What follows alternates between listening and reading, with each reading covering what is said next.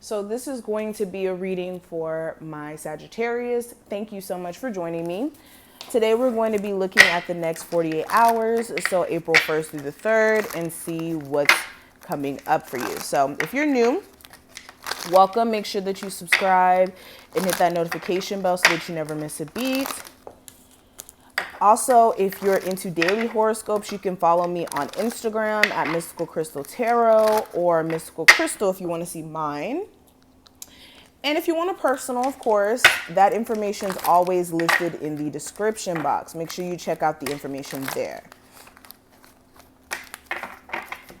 Alrighty, Sagittarius for April 1st through the 3rd.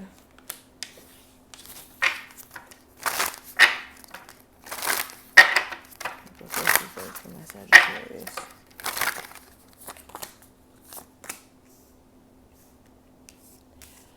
Okay, so let's go ahead and discuss this. So first card is going to represent the present situation, and we do have the Three of Wands.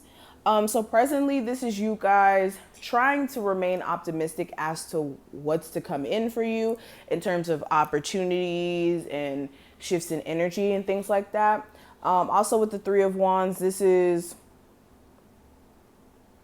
you turning your back on past energy. This is like, again, some of you realizing that you being so caught up in the past has been your problem for a while now, especially when it comes to being happy and being content. That may have been your problem, and now you guys are prioritizing being more in the now and waiting for your future opportunities to come in, especially if you keep going back to the past as more of like a crutch to not be able to see what's on the other side of the door. Clarifying that, I do have the Sun card. So you could be waiting for like a Leo to specifically come back into your life, or to come into your life, period.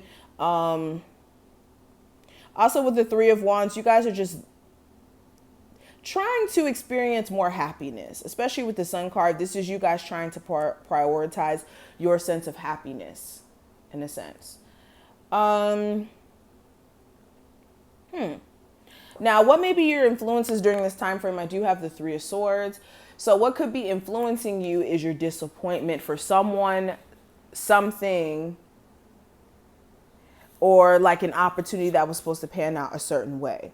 With the Three of Swords, this could also just be like, for instance, you having heartbreak in your love life, and because you got your heart broken, you could be deciding not to love again, or deciding to be single. Even though you don't necessarily want to be in that position, it's like a defense mechanism that some of you guys are subscribing to so that you don't have to experience hurt again. Okay. And this may even be subconsciously going on. You may not even realize that you're doing it, because sometimes the subconscious brain will, do things to protect us, or what they think is protecting us. Some of you could also be disappointed that certain opportunities didn't work out the way that you would have hoped. And this could be subconsciously making you move where you're not taking enough action on things that you truly want. Now, the challenges that may come up, I do have the Eight of Cups. So the challenge may be finally walking away from something and like being done with it completely, in terms of like a relationship with someone or a job. But really, mainly, this is about a connection with someone. Some of you, the challenge is like walking away and being completely done. Or like when you walk away, this person just finds a way to make it back into your life.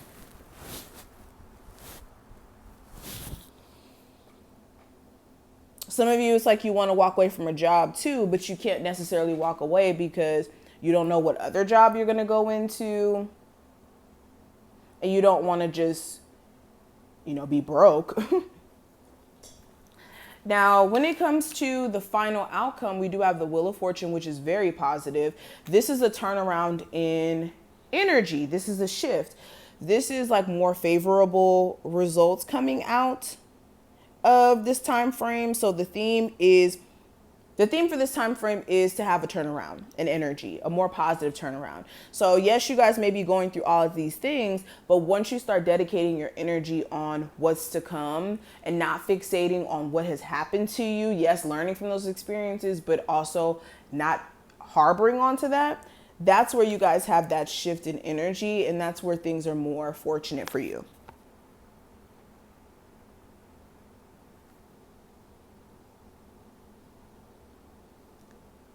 Okay. Now, when it comes to the theme, oh no, this is the outcome, this is the theme. So yeah, the outcome is a turnaround. What will happen towards the end of this time frame is you'll find more favorable results towards the end of this. Things will start to kind of move more in your direction. Now, the theme, we do have the Six of Wands. So this is you guys focusing on how you can have more success in your life, success in your love life, success in your career, just overall success. Also with the Six of Wands, this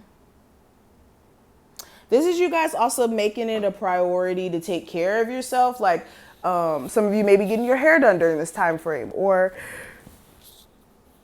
like pampering self, and you could be finding that you're getting a lot more attention from someone specific or just from other people. And that's another thing that I'm kind of seeing. But anywho, moving on to the next two cards that we have here. We have my intuition is the perfect guide, and it says trust your gut. There's nothing more reliable than your natural instincts and intuition. Open your third eye and allow it to lead you through your day and in your decision making. You're being divinely guided. And yes, this is true. You guys may have a really, really strong intuition. Some of you are really, really intuitive, and there's a need for you to listen to your intuition. Okay. It's kind of like with the GPS, just because, you know, your GPS may be saying take this different route. That doesn't mean that you second guess that route and you go your own way. Understand that your intuition is like a GPS system.